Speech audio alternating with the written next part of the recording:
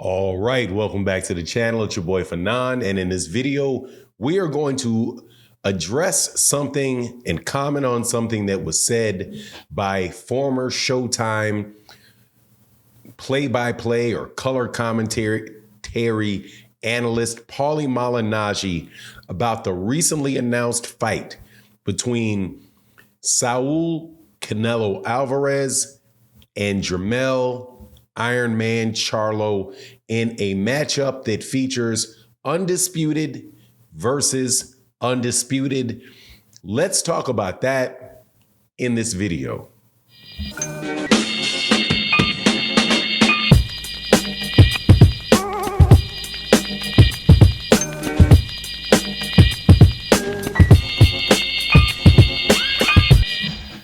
All right, welcome back to the channel. It's your boy Fanon, and in this video, we are going to talk about people who you cannot make happy no matter what takes place, which is something that I think is, hate to be cliche with it, but bad for the sport of boxing.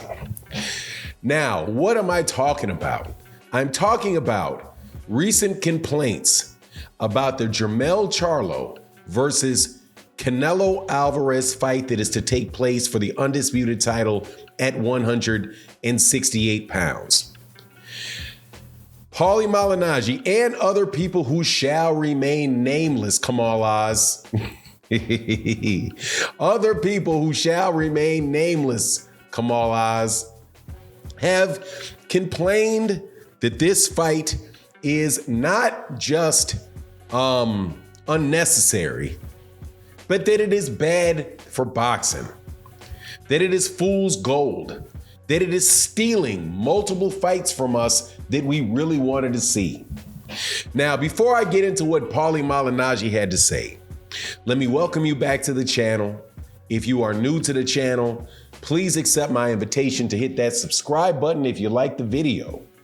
If you don't feel like subscribing, at least hit the like button or the dislike button. Do some type of engagement, leave a comment in the comment section. Also, if you are a longtime subscriber and supporter like my guy, Kamal Oz, this video is dedicated to you. Thank you for your continued support for the channel, specifically to one of my favorite subscribers in YouTube content, YouTube content creators that are not necessarily doing videos, but are in the live streams, participating, getting on people's live streams, talking about the sport of boxing, sharing their knowledge. Kamal Oz is without a doubt one of my favorites. However, I have to say with Paulie Malignaggi, I disagree, and Kamal, I disagree with you. Now, but before we get into that, I just want to tell you real fast about today's sponsor, the Boxing Showtime app. It's a very useful app that keeps you updated on all things boxing, and you can keep up with the latest fights, where to watch them, the latest news, and a lot more. For any hardcore boxing fan like myself, and most likely all of y'all, I would definitely recommend downloading it. And it also is most definitely a big support to the channel. It's available for both Apple and Android, and you can find the link in the description below. Thanks for considering downloading Boxing Showtime's app. But let's get back into the subject matter of the video. Paulie Malignaggi said that this is a bad fight, and he laid out why he believed that this fight between Jermell Charlo and Canelo Alvarez was a bad fight. He said it is stealing two fights from us that we wanted to see. One is the Jermell Charlo versus Tszyu fight. We were looking forward to seeing that fight, and now that Jermell is fighting Canelo, that fight is gone. Number two, Canelo Alvarez versus David Benavidez. That was the fight that we were looking for. That is stealing that fight from us as well, to make this fight where Jermell Charlo is moving up 2 weight classes and he is fighting Canelo Alvarez in a fight that nobody asked for. Now, here is where I would say, let me tell you the truth in what I think that they said. It is, or Paulie Malignaggi said, it is stopping the fight between Jermell Charlo and Tszyu. That's true. Also, as it relates to David Benavidez, Canelo Alvarez fighting Jermell Charlo does mean that he won't fight David Benavidez next. Both of those things are true. What is not true is that it's stealing these fights from us. First and foremost, Tszyu is who? Tim Kazoo, who? Tszyu is a mandatory challenger for the WBO belt at 154 pounds. This fight for Jermell Charlo is a unification fight, even though the unification may be very, very briefly held. If Jermell Charlo is able to beat Canelo Alvarez, Jermell Charlo will be undisputed in 2 weight classes at the same time. WBO at both weight classes, WBC at 168 and 154, WBO, IBF, all of them at the same time. That is what you call something that is truly historic. Because I do not believe that anybody has been undisputed at, now listen to me for a second when I phrase it this way, at the historical weight classes of 160 and 175 pounds.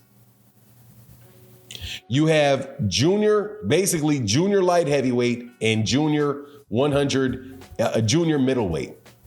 Now, the reason why I say that is because back when Henry Armstrong was undisputed in 3 weight classes at the same time, 126, 135, and 147, there was not those middleweight classes.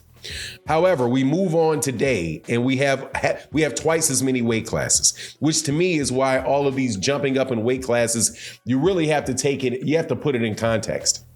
When Jermell Charlo, especially with day before weigh-ins, is already fighting at a middleweight and fighting guys that are fighting at the middleweight division. And then you have guys that are 168 that by the time they rehydrate, they're clearly in the 175 pound weight division. So moving up in weight, Jermell really going up to 168 is really just 1 weight class. It's not truly 2 weight classes when you consider what it took for what it took for guys like Henry Armstrong to move up a weight class, or when Roberto Duran moved up a weight class from 135 up to 147 to fight Sugar Ray Leonard. Now, are we supposed to say that when Roberto Duran moved up to fight from lightweight to move up to fight Sugar Ray Leonard, that we lost some mandatory fight down at 135 pounds? No, I don't think so. Now, as far as the David Benavidez fight, we're not losing that either, because Canelo wasn't going to fight him. Canelo Alvarez has been, and I've been a heavy critic of it, that he has been in this system over there at DAZN, where he's fighting a bunch of guys that a lot of people didn't want to see, weren't interested in. So the idea that he's going to actually do something that I've wanted him to do for a while, which was to fight his contemporary, that is what he's doing. He was at 154 pounds at the same time Jermell Charlo was at 154 pounds. So the fact that Canelo Alvarez moved up to 160 and then 168 and fought at 175 does not make Canelo Alvarez any bigger of a human being. He is the same size that he was when he was fighting at 160 pounds. He's probably bigger than he was when he was at 154 because he put on some muscle weight. But he is not significantly bigger than Jermell Charlo is. Now, it might be good for Jermell Charlo to get in that weight class so that he can, adjust and fight other people. But sometimes, man, you got to get it when the getting's good. Jermell Charlo is 32 years old. Canelo, although he's 32, 33 years old, he's already got 60 fights. Canelo Alvarez taking good fights at this point in time in his career against somebody as dangerous as Jermell Charlo. I applaud, and I couldn't disagree more than I do currently right now than what Paulie Malignaggi said about, oh, that's a stealing a fight between him and Tszyu. He and Tszyu? Are you serious? Jermell Charlo and Tszyu is the fight people want to see. Now, admittedly, Paulie Malignaggi said, us really, really hardcore boxing fans. I'm sorry, man. Us, that's you as a really, really hardcore boxing fan. Me as a really, really hardcore boxing fan have been waiting to see Jermell Charlo, Canelo Alvarez in with a Charlo since he was at 154 pounds. So no, sorry. And Tszyu beating Carlos Ocampo, who was food for Errol Spence Jr. 3 years ago or 4 years ago, however long that was, in this instant, a weight class below at 147. Nah, I'm not trying to hear it, man. Him beating Tony Harrison over there in Australia after Tony Harrison. I don't know. Yeah, I think Tony Harrison had a bad fight, had a good fight, but he's older in his career, and he beat Tony Harrison. That does not make Tszyu somebody that I'm going to put in front of a Canelo Alvarez fight. As much as I would like to, I agree with the fundamentals of what he says or the essence of what he says. No, man, this is a good fight.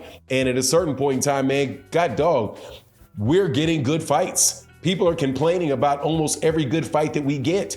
This is a legitimate fight where you got interest in it from Charlo fans. You're going to have American boxing fans interested in it. And you got a classic Black American champion versus Mexican champion matchup. That's what these storylines that people are always selling are about. Hey, man, we got it. Let's make it. Anyway, that's my take on the matter. You let me know what you think in the comment section. And with that, I'm out. Peace.